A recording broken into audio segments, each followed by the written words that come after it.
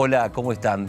Les damos la bienvenida a una nueva edición de Los Otros Libros, programa dedicado a los libros y a los autores de EUDEM, la editorial de la Universidad Nacional de Mar del Plata. Hoy nos damos el gusto de recibir a Guillermo de Negri, que es el autor de La hidatidosis en la Argentina. Guillermo, bienvenido, ¿cómo estás? Muchas gracias por la invitación y un gusto poder charlar con ustedes y sobre todo del último libro que publicamos en la editorial conjuntamente con la editorial de la Universidad de Río Negro. Diríamos, un emprendimiento conjunto de EUDEM y de EUREM, que es la editorial de la Universidad de Río Negro. Así que muy satisfecho con el trabajo hecho y por la labor hecha fundamentalmente por las editoriales, ¿no? Porque es un trabajo complicado. Y hablaste en plural. ¿Quiénes han participado del libro? Bueno, el libro, somos 3 compiladores o editores del libro, que son personas que trabajan en nuestro laboratorio, la doctora María Celina Elizondo y la doctora Marcela Dobchis, y han participado más de 60 autores de todo el país, abordando todos los temas o digamos, todos los aspectos de esta enfermedad. Enfermedad que no conocemos. ¿Qué es la hidatidosis, Guillermo? La hidatidosis es una enfermedad parasitaria zoonótica, quiere decir que es transmisible o transmitida por los animales al hombre, endémica en la Argentina y que, bueno, es poco conocida al punto que la Organización Mundial de la Salud la tiene entre las enfermedades desatendidas, ¿no? Y bueno, desde hace algunos años está teniendo alguna importancia, diríamos, a nivel mundial. No obstante, diríamos, la hidatidosis existe desde hace muchísimo tiempo y la Argentina, diríamos, es uno de los países que, no sé si más hidatidosis, pero tiene mucha hidatidosis y en realidad también tiene los mejores grupos de investigación, de estudios de control, de estudios epidemiológicos de la enfermedad. Así que, bueno, la idea fue también eso. Ya este es el segundo libro. El primero lo pudimos editar hace ya en el año 2002 y la idea era ir actualizando el problema. Así que, bueno, digamos, desde el punto de vista del contenido científico, es un libro que está escrito por los mejores autores de la Argentina y los mejores grupos de investigación. No solamente investigación, sino esta es una enfermedad que desde el punto de vista epidemiológico debe tener buenos programas de control. Y también en la Argentina es bastante modélica en ese aspecto, sobre todo la gente del sur, porque el problema, diríamos, principal está en la Patagonia. ¿Qué animales la transmiten? El principal animal que transmite la enfermedad es el perro. El perro tiene un pequeño parásito que es un cestode en el intestino, muy chiquitito, que elimina los huevos. Esos huevos, digamos, contaminan el ambiente y, bueno, herbívoros como pueden ser los ovinos, las vacas, los cerdos, el caballo y nosotros accidentalmente adquirimos esos huevitos, por ejemplo, digamos, comiendo la verdura mal lavada y nosotros actuamos, diríamos, como hospedadores intermediarios. Es decir, la enfermedad tiene un hospedador definitivo que es el perro y algunos cánidos silvestres, como por ejemplo el zorro. Nosotros hemos hecho acá trabajos en fauna silvestre y se está trabajando mucho en zonas endémicas como Misiones, en la fauna silvestre, que son diríamos, los que reemplazan a los perros manteniendo el ciclo epidemiológico de la enfermedad. ¿Y cómo se detecta o de qué manera se manifiesta la enfermedad en los humanos? Bueno, la enfermedad en los humanos es crónica, diríamos. Fundamentalmente la detección muchas veces es accidental, ¿no? Es decir, nosotros hemos trabajado... Nosotros, el grupo de investigación, está trabajando hace aproximadamente 25 años en el tema y lo primero que hicimos fue saber si había hidatidosis en Mar del Plata y en la zona de influencia. Y encontramos, es decir, una grata sorpresa para nosotros, pero no muy grata para la salud pública. Nos encontramos con una zona, diríamos, de mucha hidatidosis. Y lo primero que hicimos fue trabajar en los centros médicos, en los centros de diagnóstico, por ejemplo, el Instituto Radiológico, el Hospital Privado de Comunidad, el Hospital Interzonal y el Materno. Y ahí encontramos realmente, nos encontramos con una sorpresa porque era mucho más frecuente de incluso lo que los médicos creían en principio, ¿no?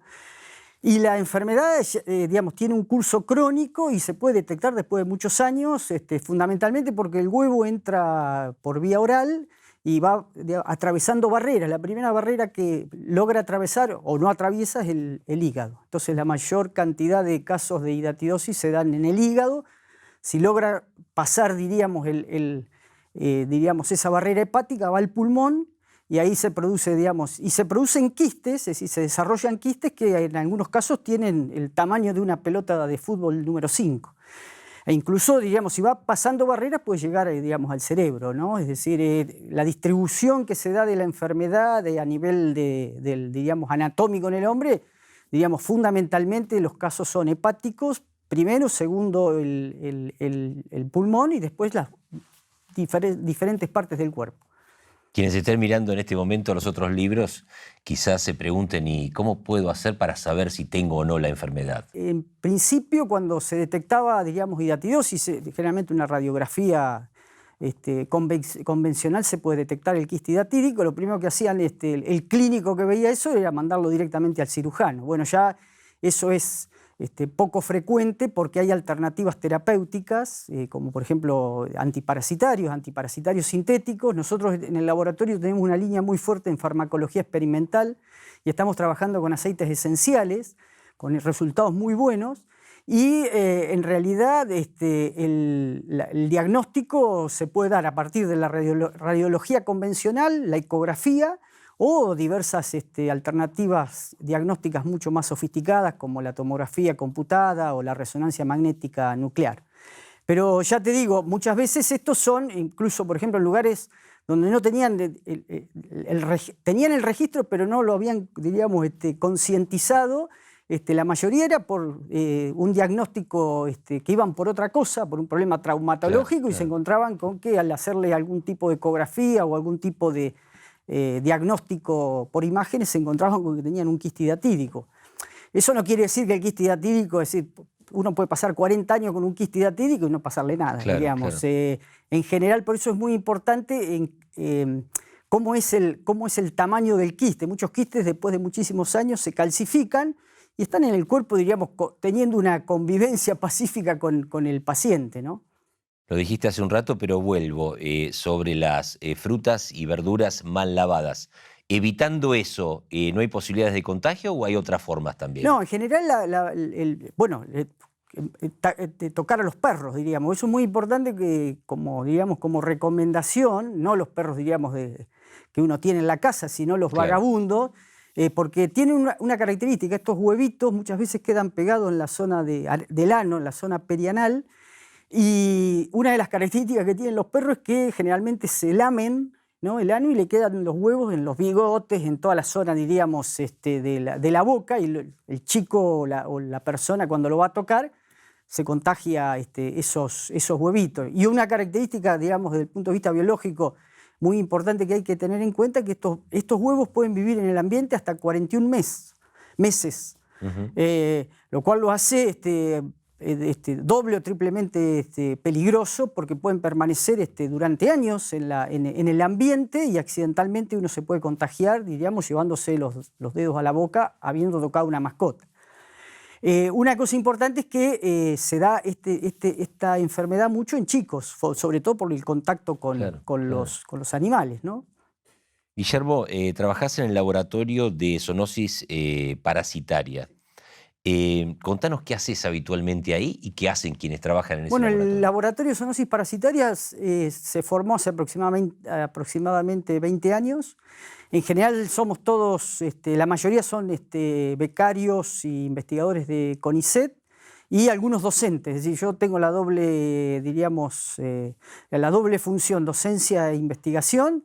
Bueno, ya estoy viejo, así que ya me estoy a punto de unos poquitos años de jubilarme, así que ya realmente hemos formado un lindo grupo de trabajo, que es lo mejor que uno puede dejar, ¿no? Los grupos de trabajo que sigan funcionando, mucha gente joven con ganas de trabajar, y lo interesante también del laboratorio que es multidisciplinario, porque hay biólogos, veterinarios, bioquímicos, y tenemos una interacción muy fuerte con los equipos de salud. En realidad nosotros al principio tuvimos que tener una relación muy estrecha con los médicos, fundamentalmente con los médicos radiólogos y con los médicos cirujanos. Y hemos hecho, la verdad, que un trabajo interesante desde el punto de vista de saber, primero, que íbamos a trabajar en un tema. Segundo, si el problema estaba, digamos. Una de las consignas que tenemos en el laboratorio es que, la verdad, incluso personalmente, es que yo quiero trabajar en temas que sean de importancia para la zona y que podamos de alguna manera contribuir a resolver un problema de salud pública. Por lo tanto, hacemos investigación básica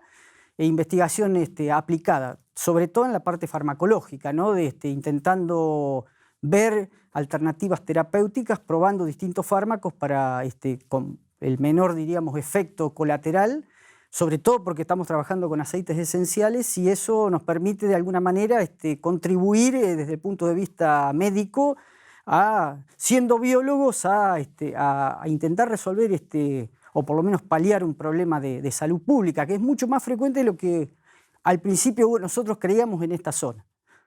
Ahora vamos a volver al tema de investigación y al libro específicamente, pero hiciste alusión recién a tu tarea de docente universitario. En el 2020, en el año pasado, hemos tenido una pandemia que nos ha forzado a readaptarnos, a tratar de acomodarnos y buscar otras maneras de hacer nuestro trabajo. En el caso de la docencia, hubo que empezar de cero en muchos casos. ¿Cómo fue tu experiencia? Bueno, mi experiencia fue al principio bastante traumática porque la verdad que tenía bastante miedo con la virtualidad, sobre todo por una cuestión generacional. Hoy los chicos manejan la computadora y el teléfono. Bueno, me preguntaron recién si tenía el teléfono. Yo generalmente ando sin el teléfono celular y solamente tengo WhatsApp, no tengo, que es con lo que nos comunicamos. Pero fue difícil, diríamos, la primera aproximación al tema, pero la verdad que en algunos casos yo acabo de terminar un curso de posgrado en la Facultad de Agrarias de acá de la universidad con el INTA, y la verdad que estoy muchísimo más contento digamos, mis expectativas se cubrieron mucho más de lo que al principio creía. Yo sigo pensando que la presencialidad es fundamental, ¿no? Y además pues estamos con chicos de primer año, ¿no? Entonces los chicos de primer año me enseñaban algunas cosas desde el punto de vista de la computación y tal, y cómo por las plataformas y tal, pero es casi un doble trabajo y sobre todo por una cuestión de que hay que estar mucho sentado con la vista, pero en principio diríamos, el balance ha sido positivo. Más allá de la importancia de la presencialidad, coincidimos totalmente en eso, ¿pensás que algunas de las prácticas o algunas de las formas de comunicación virtual pueden incorporarse y pueden servir de aquí en más cuando volvamos a la presencialidad, cuando la pandemia esté en el pasado? Exacto, sí, tal cual. Quizás esto también, por ejemplo, a mí que tenía un mito o prejuicios respecto a esto, me ha enseñado muchas cosas. Depende también las asignaturas, ¿no? Porque nosotros tenemos mucho experimental, mucho laboratorio, y de alguna manera eso se pudo suplir con bastante actividad práctica y digamos, el resumen del año ha sido que después de encuestas y tal, digamos, que hemos hecho nosotros, bueno, los chicos están contentos y nosotros estamos contentos. Es decir, muchas cosas se pueden hacer virtualmente, claramente, y eso nos permite, diríamos, otra forma de relacionarnos, ¿no? Que, bueno, la desconocíamos. Y hablaste de, bueno, prácticas distintas o habilidades por ahí que nosotros hemos incorporado ya de adultos. Los chicos han nacido con Claro. la tecnología. ¿Encontrás algunas otras diferencias cuando te enfrentás con alumnos de primer año en cuanto a actitud, a posibilidades para la investigación, para el estudio? ¿Ves que hay, no sé, por ahí cuestiones que son positivas, otras no, pero ves algo distinto? Lo positivo es que uno se relaciona con el alumno de otra manera, porque, bueno, por ejemplo, nosotros los exámenes son individuales y, bueno, a mí me ha pasado que hay alumnos mucho más inquietos que otros y como yo soy medio un bibliófilo compulsivo y crónico y tengo una gran biblioteca, y trabajando en la biblioteca decía, bueno, acá tengo este libro, lo tenés. Bueno, esta idea de que, a ver, es otra manera de motivación, me parece. Es decir, ni mejor ni peor, pero diferente. Y que quizás los chicos que tienen esta experticia que nosotros no tenemos, por ahí lo incorporan de otra manera y no nos damos cuenta por ahí de lo positivo de esto. Aprovecho la mención que haces a la biblioteca y a tu condición de lector. ¿Qué características tiene que tener un libro universitario? Un libro que, en este caso, aborda un tema muy específico. Entiendo que no cualquiera se va a interesar por un libro sobre hidatidosis, pero cuando planteás un texto universitario en una editorial que por ahí puede tener sus libros en la librería específica, pero también en una librería común, y puede llegar el público que no es universitario, que no es especialista. ¿Qué característica tiene que tener ese libro? Bueno, en el caso de estos, diríamos, de estos temas muy específicos, muchas veces la especificidad hace que uno no se acerque al tema porque dice yo no sé nada. Pero en realidad la idea nuestra y mi idea personal, primero por una cuestión de querer a los libros, es que yo le doy mucha importancia a las editoriales universitarias. Bueno, yo estoy en una comisión de CONICET en veterinaria con los ingresos a carrera y las promociones en la carrera y tal, y muchas veces eso en el sistema científico no es tan bien visto, ¿no? Y bueno, yo insisto bastante en esta cuestión de no solamente el esfuerzo que es hacer un libro, porque compilar un libro de 27 capítulos con 60 y pico de autores y además darle una consigna concreta de que el libro sea entendible, que además no sea un libro para especialistas, sino para especialistas y para legos lo que vos decís es que se empiecen a interesar por el tema. Es decir, la idea es, yo de esto no voy a entender nada, y que llegue al libro y diga, la verdad que al principio no sabía qué era la hidatidosis y ahora puedo mínimamente entender de qué se trata. Yo creo que en ese aspecto me parece, y lo insisto, diríamos, yo soy un gran defensor de la universidad pública y además de la universidad pública, yo siempre dije que es el lugar natural de la investigación. Se ha desvirtuado bastante con los sistemas científicos tecnológicos y estas dobles dependencias. Bueno, es una discusión, diríamos, filosófica, política, universitaria, que tendríamos que darnos porque en realidad el 70% de los investigadores de CONICET y el 70% de la investigación en la Argentina se hace en las universidades nacionales. Por lo tanto, creo que a la universidad hay que darle el verdadero rol que se tiene, porque cuando se habla de investigación parece que existiera una sola institución que es el CONICET. Y estoy hablando siendo del CONICET, Claro. Es decir, no es que estoy criticando al CONICET. Pero ¿por qué se da esto? ¿Por qué pensás? Porque a mí me parece, en nuestra Facultad de Exactas y Naturales es una facultad, digamos, si uno ve los pilares de la esencia de la universidad, tiene 4 objetivos fundamentales, que es la docencia, la investigación, la extensión y la gestión.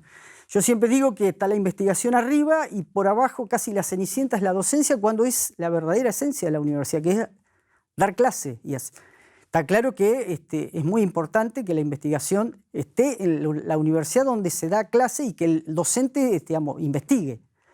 Pero me parece que ha habido casi una supremacía, no sé si social, pero en la cultura, de que lo que sirve es la investigación, ¿no? Y muchas veces en facultades tan cientificistas como la nuestra, muchas veces la docencia es casi, no digo descartada, pero como decimos, poco paga, ¿no? Es decir, a la hora de los concursos y tal. Por eso yo abogo mucho por la universidad y porque la investigación se haga en la universidad. De hecho, hoy los números son 70-71% de los investigadores de CONICET están en las universidades nacionales. Por lo tanto, el lugar natural es la universidad. Si pensamos que en el año 58 recién se crea el CONICET, hasta ese momento la investigación se hacía en la universidad y los mejores investigadores estaban en la universidad. Después recién vino el CONICET, la CONEA, el INTA, el INTI y todas las instituciones de ciencia y tecnología. Me quedé pensando cuando hablabas de tu experiencia con la virtualidad, ¿no? Una nueva experiencia, un aprendizaje. ¿Están abiertos los docentes a incorporar conocimientos, a perfeccionarse, a salir de lo que por ahí tienen incorporado? Vos decías, hace muchos años que doy clase, me imagino que tenés tus formas, tus maneras, estás acostumbrado a plantear los temas de determinada forma. ¿Están abiertos a cambiar eso los docentes en general? Contestame por lo que vos conocés, por tu facultad.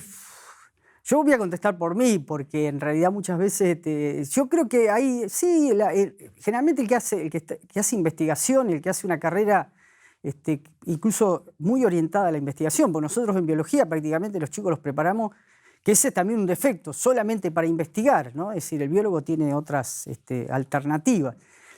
A mí me parece que el docente, el otro día leí una frase que me encantó de José María Estrada, que decía, aquel docente que logra hacer pensar a los alumnos ha encontrado el secreto de la enseñanza, ¿no? Yo creo que un universitario debe ser eso, es decir, tener espíritu crítico y formarlos en el espíritu crítico, pero no solamente por una cuestión de contenidos y de carrera en los contenidos de esa carrera, sino yo por lo menos como soy una persona, a mí me gustan mucho los libros y llevo libros a las clases, es decir, yo motivo, el tema de la motivación, y uno dice, los chicos no leen, mentira, los chicos leen, y si uno los motiva, leen más. Entonces me parece que parte también es cuando se habla a veces de las carencias formativas de los chicos, bueno, tenemos que hacernos cargo muchas veces los docentes, muchísimas veces de este problema. Y yo creo que los chicos son, sobre todo un chico de primer año, que viene con todas las expectativas a estudiar una carrera,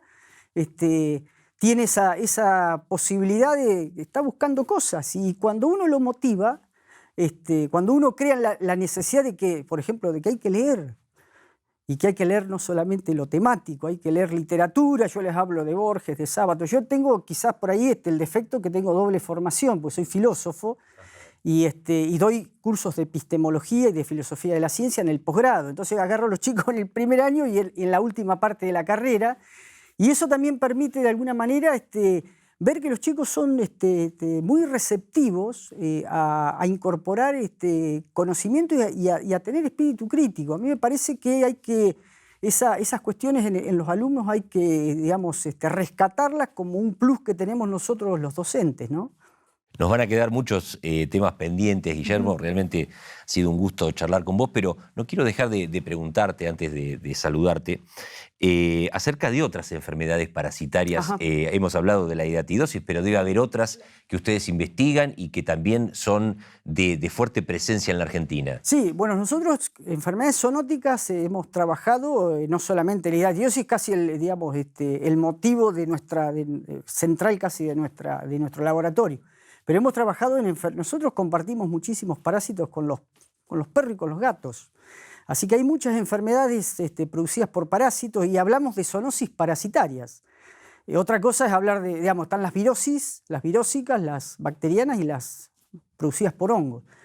Nosotros hemos trabajado en muchos parásitos de importancia sanitaria, además de la hidatidosis, que las tenemos presentes acá. Hay muchos relevamientos fundamentalmente en las plazas, en los paseos públicos, lo que se llama la contaminación ambiental, y nos hemos encontrado realmente, sobre todo porque Mar del Plata tiene una gran población canina, ¿no? Es decir, canina en perros y gatos, o fundamentalmente perros en las casas, pero mucho perro vagabundo y semivagabundo. Hemos trabajado en conjunto con el municipio, que ya venimos hace muchos años, con el Centro Municipal de Zoonosis, y ahí hemos logrado hacer convenios de cooperación, y hemos publicado junto con la gente del municipio, fundamentalmente para ver cuáles eran los problemas con los que se pueden enfrentar la población al ir de picnic a una plaza pública, ¿no?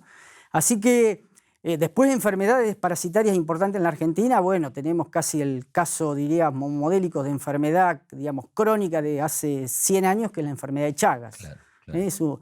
Después tenemos triquinosis, después tenemos muchísimas en el norte que creemos que son enfermedades de los países africanos cuando las tenemos acá nomás. Es decir, paludismo, malaria, es decir, la malaria o la leishmaniosis, que son enfermedades que tenemos nosotros aquí en la Argentina y que son endémicas, como es el caso de la hidatidosis.